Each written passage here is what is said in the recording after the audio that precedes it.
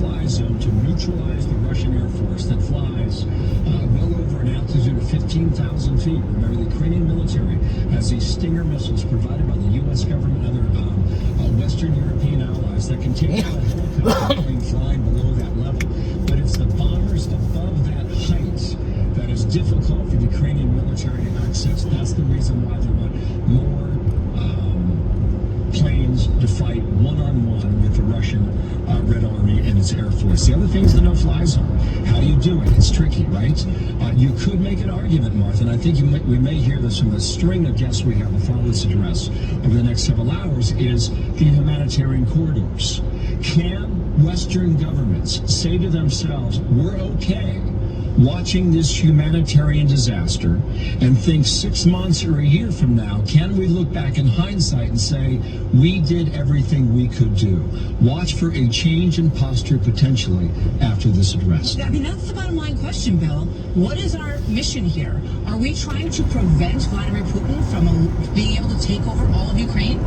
Or are we managing the decline and diminishment and shrinking of Ukraine? Are we looking for some sort of negotiated deal here? And I think it's very interesting that President Zelensky signaled in this very small phrase, he said that Russia has more realistic concerns when it comes to potential negotiations. So is he seeing a way out? He has said, we accept that we are off the table for NATO. Is there a way to carve out the Donbass or Crimea that would be acceptable by President Zelensky? There is no doubt he sees the suffering of his people. They're extraordinarily energized, but they're now 3 weeks into this. And in some places, they're starving, completely cut off from food, from energy, with no way to get in supplies to them, which I think is astonishing to the rest of the world to watch in 2022, that we have no way to get in there and help them. So I think we're going to see an interesting, he's had a very interesting way of kind of balancing this. He says, you're not doing enough. And he's forceful in saying that you must help us more. Then he comes back around on the other side and says, we're so grateful for your support. We're so grateful for what you've done. Very Churchillian in the approach, in terms of the way Churchill approached FDR. We love you. We need more. Please help us. 2 other points to be made here, and this seems to be the changing dynamic in this story, and that is that it appears the world is accepting the fact that Ukraine is going to survive as a country in some form. Anthony Blinken's comment from yesterday, there will be a Ukraine, but there will no longer be a Vladimir Putin. Watch that story, and also the changing world order and alliance, which is something that we will get into in depth in the coming hours. But right now, from the auditorium on Capitol Hill, House Speaker Nancy Pelosi with the introduction.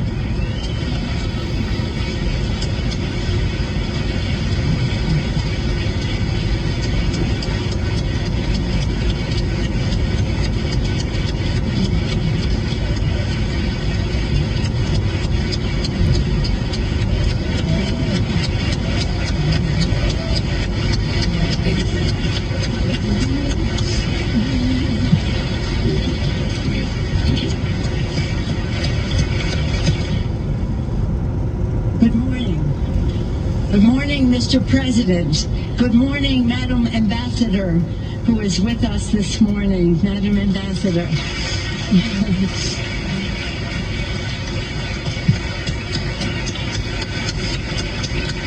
Ambassador Makarova.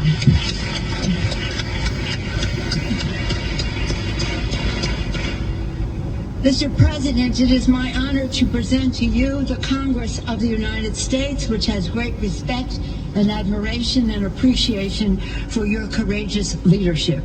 Members of Congress, I have the high privilege and distinct honor of presenting to you the President of Ukraine, Vladimir Zelensky. Slava Ukraina! Slava Ukraina!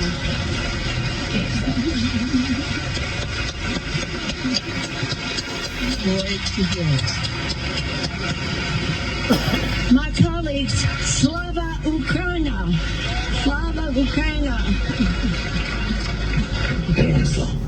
Glory to heroes. Thank you very much. Madam Speaker, members of the Congress, ladies and gentlemen, Americans, friends, I'm proud to greet you from Ukraine, from our capital city of Kyiv, a city that is under missile and airstrike from Russian troops. every day, but it doesn't give up. And we have not even thought about it for a second. Just like many other cities and communities in our beautiful country, which found themselves in the worst war since World War II. I have the honor to greet you on behalf of the Ukrainian people, brave and freedom-loving people who for 8 years have been resisting the Russian aggression. Those who give their best sons and daughters to stop this full-scale Russian invasion. Right now, the destiny of our country is being decided.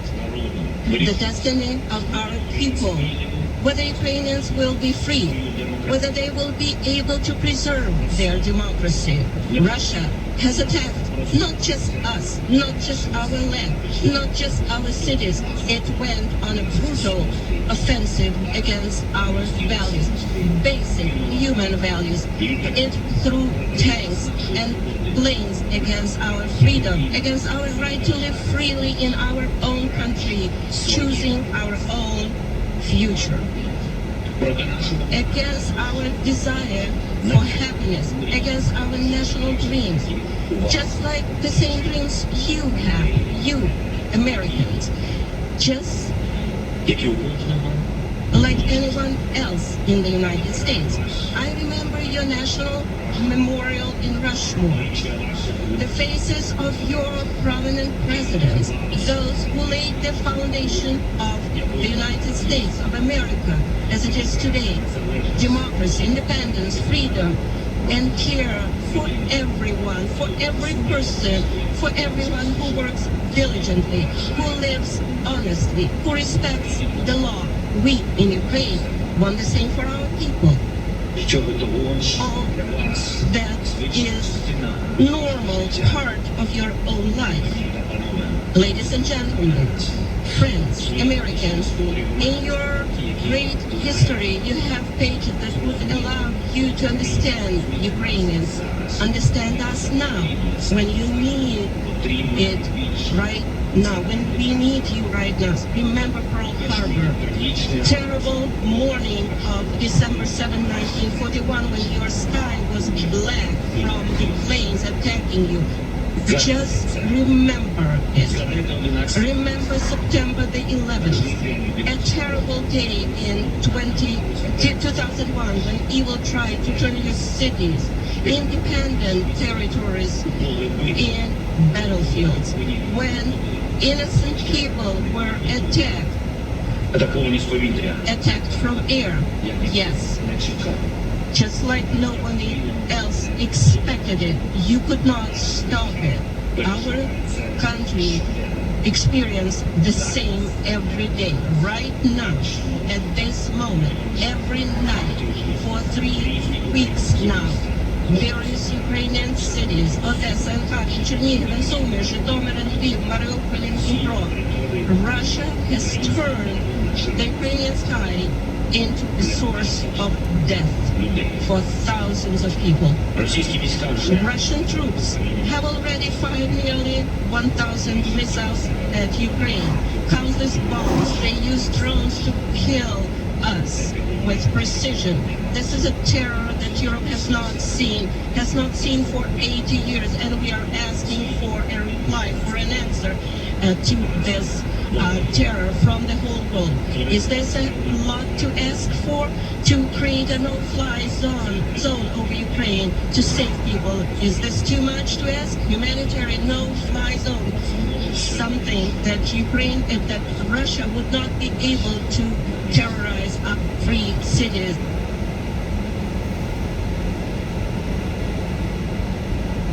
You know what kind of defense systems we need, as 300 and other similar systems. You know how much depends on the battlefield, on the ability to use aircraft, powerful, strong air aviation to protect our people, our freedom.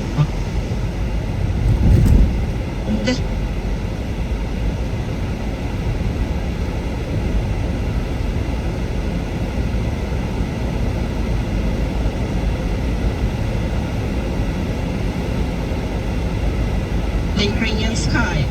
They do not defend our people. I have a dream.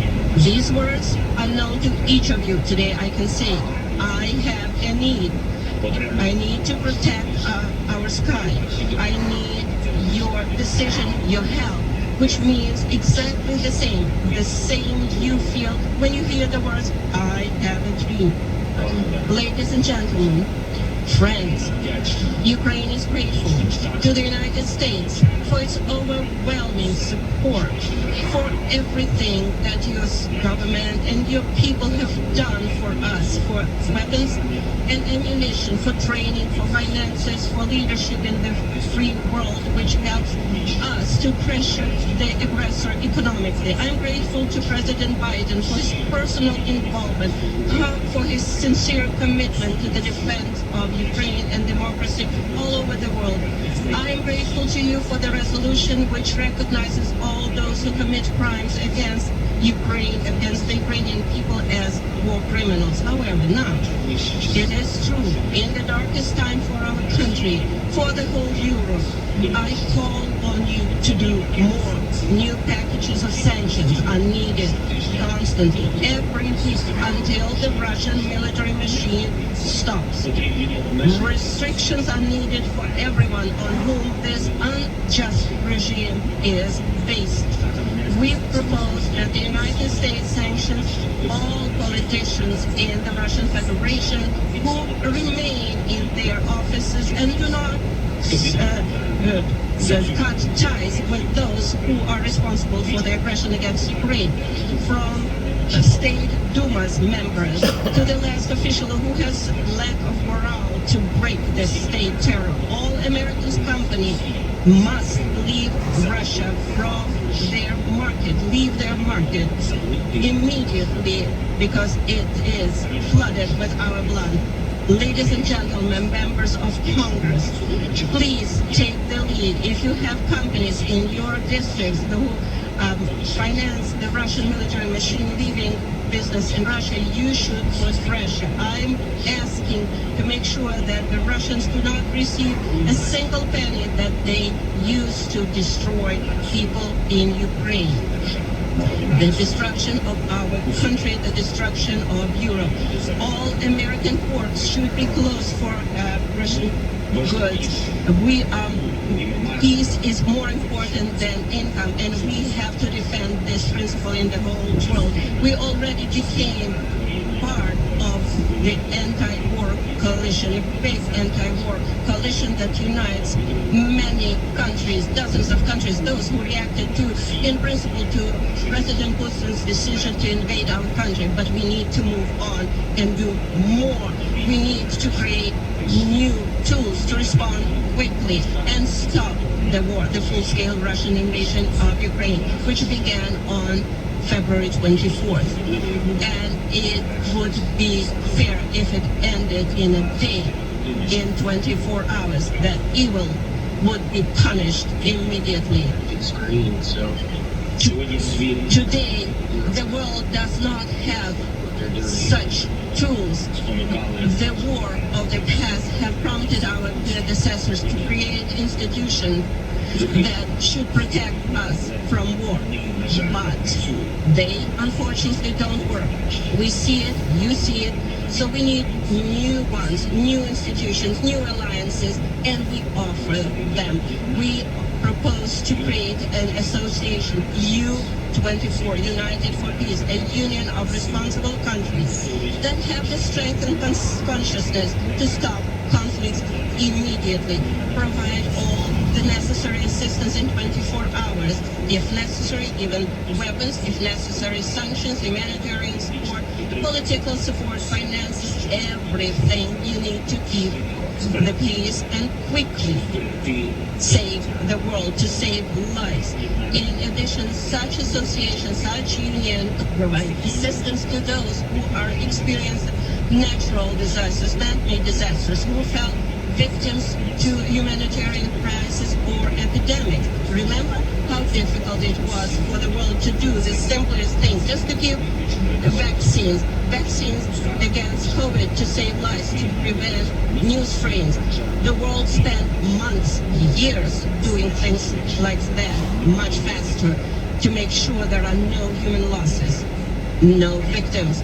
Ladies and gentlemen, Americans, if such alliance would exist today, that is U-24, we would be able to save thousands of lives in our country. In many countries of the world, those who need peace, those who suffer inhumane destruction. I ask you to watch one video of what the Russian troops did in our country, in our land. We have to stop it. We must prevent it, preventively destroy every single aggressor who seeks to subjugate other nations. Please watch the video.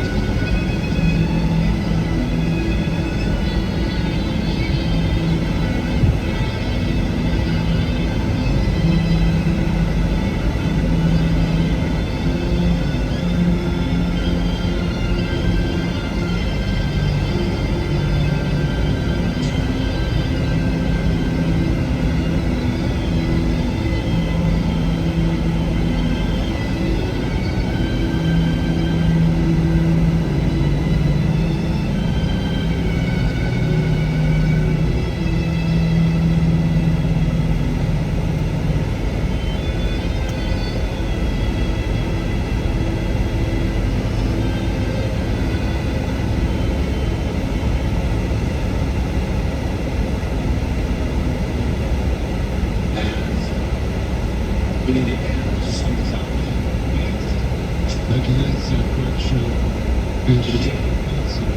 so happy with the leader with the leader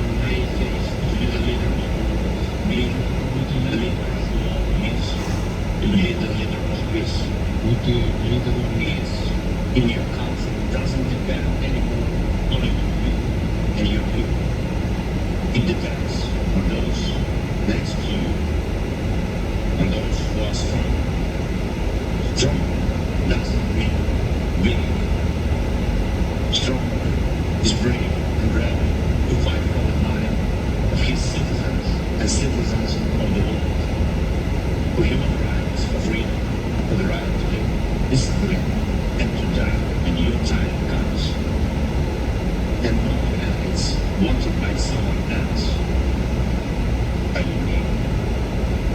Today, the Ukrainian people are defending not only Ukraine, but are fighting for the values of Europe and the world, sacrificing our lives to the need.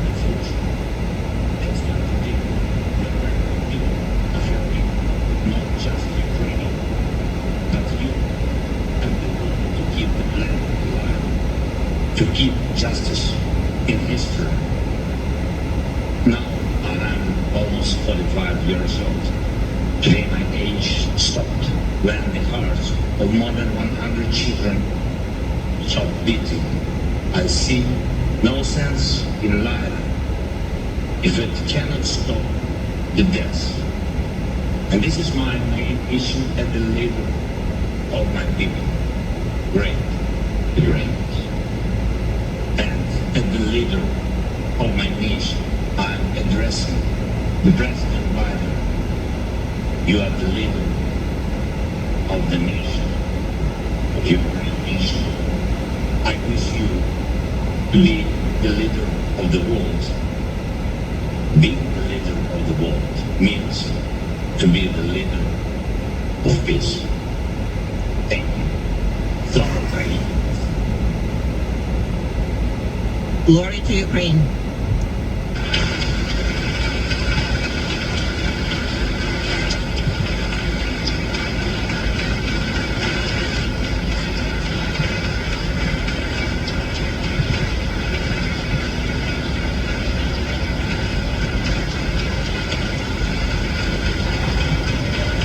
For your support.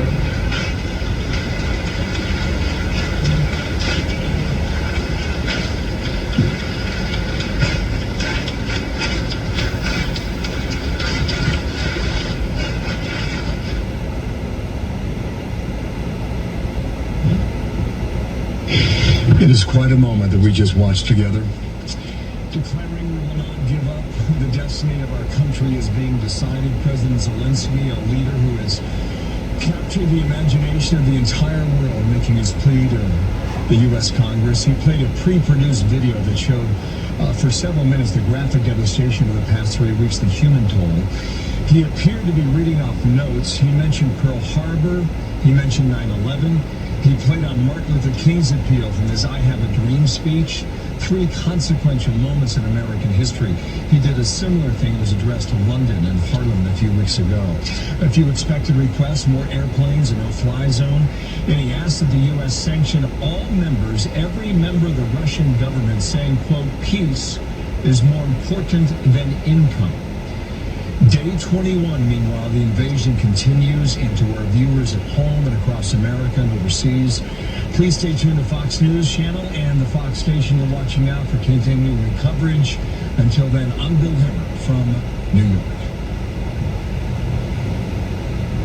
And now our coverage continues here on KB. My colleague, Martha Jones. So let's bring in our panel. Brett Baer, Lieutenant General Keith Kellogg, and former CIA Station Chief Dan Hoffman. Good to have all of you with us, gentlemen. Brett, let's take a quick go round. Let's start with you, Brett. Your reaction to what we just heard from President Zelensky. Martha, I think President Zelensky has, over the past couple of weeks, tried to make this personal. He's tried to make it in each address that he's given to a country, personal to that country. Bill, you mentioned that he referenced and echoed Pearl Harbor and 9/11, saying this is happening in our country every day, right now, at this moment, every night for 3 weeks. He talked about Martin Luther King, I have a dream, saying I have a need, and called specifically for S-300 surface-to-air missiles and MiG-29s. He has done this effectively, as I mentioned, to Parliament, House of Commons, using words of Churchill and Shakespeare, and just this past week talking to Canadian lawmakers, saying, what if this attack happened in Toronto or Vancouver? He's an effective deliverer of the message. The question is whether it is going to move the needle with his lawmakers who have been reticent to do anything outside of that could potentially provoke World War III. I think, and the general may have words about this, there may be alternatives that start to develop up on Capitol Hill and elsewhere. Humanitarian corridors, no-fly zones to get in humanitarian aid, and with a warning to the Russians that any confrontation would spark a defense of those aircraft. But I think you're going to see this effective pitch by the Ukrainians to get more help, and more help will be on the way. Now, he also pointed out the need for more sanctions. He basically said more sanctions every single day, that all American companies needed to cut their ties with Russia, that the sort of rolling tide of sanctions will continue to put pressure on Russia.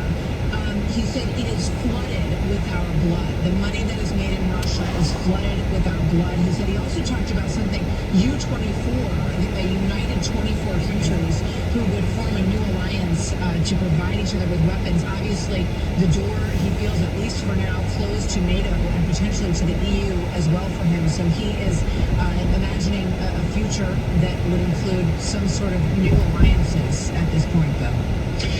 And I think about the video that was just played here. This is a savvy politician.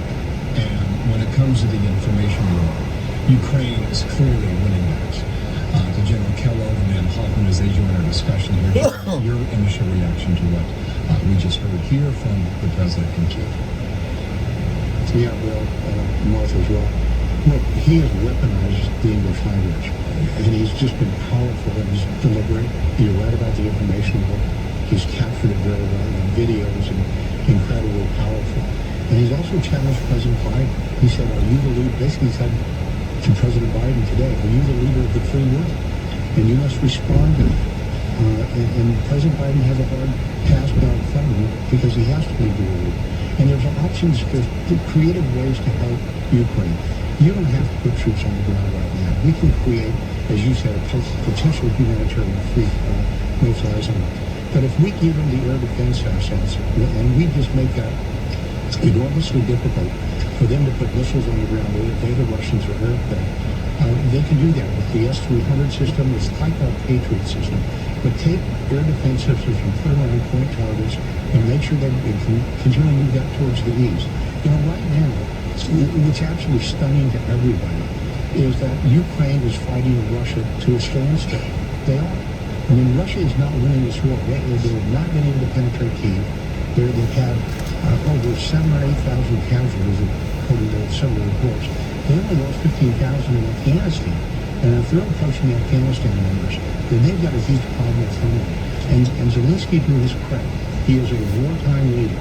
He has worked divisions of soldiers because the people of Ukraine are rallying around him, and they will fight to the end.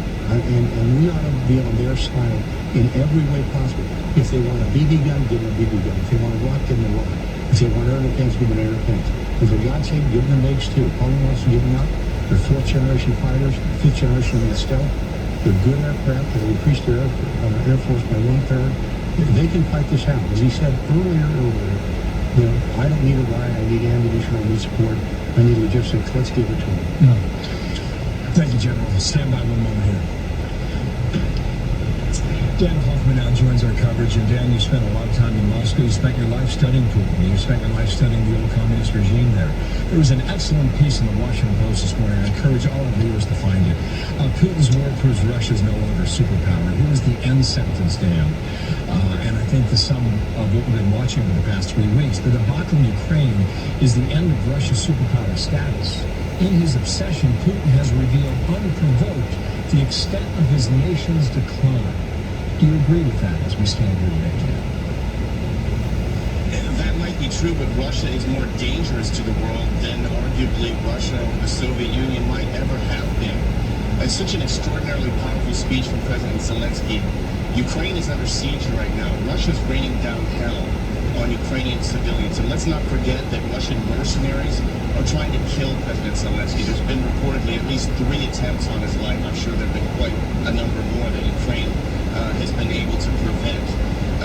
President Zelensky made it abundantly clear to all of us. He's on the front lines with his countrymen and women defending our values, freedom, democracy, and liberty. And the question for the United States is whether we're going to stand with Ukraine to defend those values. The United States is really tilted towards Russia since going back to the Obama administration's reset policy. Are we all in right now? Are we going to help Ukraine fight this war and win it?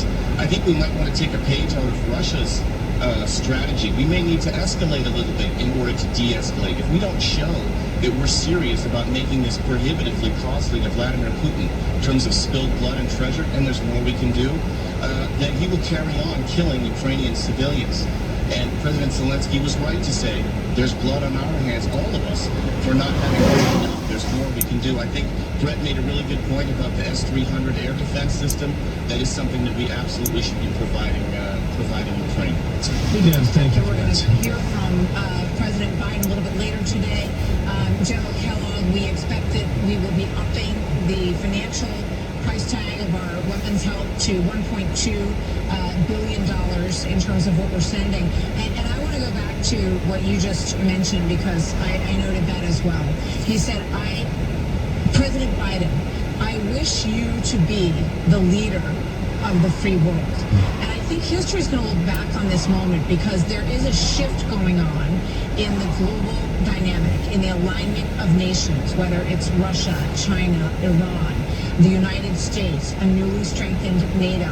And the United States has a role to play, or it's a moment where the United States kind of allows others to play that role. Do you believe that?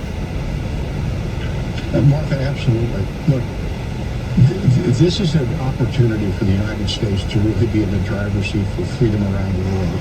And, I'm a big America First guy, which means you protect American interests first. But these are American interests. Now, this is defend freedom and our way of life internationally as well. And he's called out to us. And this is a time that Americans respond well to callings. And this is the chance for us to reset the entire world. Trust me, China's taking notice. Kim Jong-un of North Korea is taking notice. The Iranians are taking notice. Everybody is taking notice on our side. And this is the time you have to be a little bit fearful.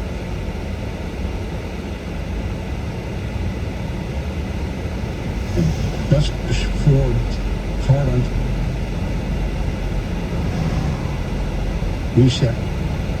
Historic day. It's a historic week. It's been a historic last 20 days. And we should capitalize on it. General, thank you. Back to Capitol Hill. House Minority Leader Kevin McCarthy now is at the microphone. Alert to that now, live. A no-fly zone. No-fly zone that you requested would be supported by you and by the United States. But I think right now, provide them the MiGs that they can create a no-fly zone. The entire time, speaking with those in Ukraine and the president himself, has never asked for American men or women to be in a battle. All he's ever asked for is give us the opportunity to defend ourselves. Don't let us fight with sticks. I've had conversations with the president long before this moment came. My advice to him was provide them the armament earlier to deter Putin from ever making these decisions. And the entire time, President Biden always said it would be the sanctions afterwards. And then when the sanctions came, he said it'd take months to work. The Ukrainian people cannot wait months. The world cannot wait months as we sit by and watch innocent people being murdered. With that, let me turn it over to our witness. Thank you. President Zelensky just gave an incredibly powerful address to Congress. And I think people got to see once again what we've been seeing for weeks, and that is just why President Zelensky is inspiring the people of Ukraine and people all around the world who are rallying behind these strong, incredibly tough people during a brutally difficult invasion by Putin. When President Zelensky showed that video, you really got to see firsthand the sheer brutality of what Putin is doing inside Ukraine. It was very difficult to watch. It was heartbreaking. But it shows you that there's nothing less than genocide going on in Ukraine by Putin and his army. And so as Zelensky made a plea to the United States, to President Biden, he's continued to reiterate that the people of Ukraine just want more tools to be able to defend their country, especially right now to be able to control the sky. And that's why getting these MiGs in immediately is so critical. The longer President Biden waits trying to figure out excuses to not offend Putin, it's costing lives in Ukraine. He's got to make that happen. It's a plea Zelensky continued to make, as well as a plea for other things that I think the American people want to do to give them the tools that they need to defend their country. So as we look where we are, this is another opportunity for America to step up too and take away Putin's leverage on energy. There's no reason that Putin should be pocketing hundreds of millions of dollars a day by selling oil to America and the United States when we could cut that off right now. by opening up our reserves, opening up areas that have been closed by President Biden to leasing so that Putin does not have that leverage over America or Europe to finance this brutal invasion. So we're going to continue to stand with the people of Ukraine and pray for them that they're able to have the tools to defend themselves against what Putin's doing. Now I'll turn it over to our conference chair, Lisa. The American people stand strongly with the people of Ukraine. The speech we just heard from President Zelensky was inspiring and talked about a leader who is risen to a catastrophic challenge and a catastrophic crisis in this country. This is the most significant national security crisis in Europe since the end of World War II. The stakes could not be higher. This administration has been far too slow in the implementation of sanctions, the lack of completeness of sanctions. The Ukrainian people need those moves, and they need them now. They need them yesterday. House Republicans have been united in advocating for strong, tough sanctions for months pre-working the invasion. We stand strongly in support of MIGs and making sure the weapons and ammunition that is needed gets to the Ukrainian people as quickly as possible. And just as I move on, it is heart-wrenching to watch the video that President Zelensky is playing in terms of the bombing of maternity wards and the war crimes that are being committed today. Make no mistake, there will be consequences on the global stage for Vladimir Putin, who is a war criminal in effect. I'll turn it over to our leader, Kevin Harvish. The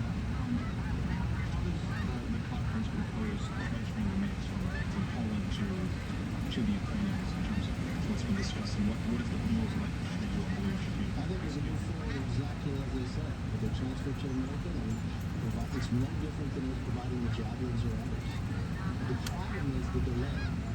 The problem is this administration has delayed time and again, creating a situation to be worse, giving the wrong message to Putin. The President Biden said in his press conference, well, if they take a little part of Ukraine, as though that was okay.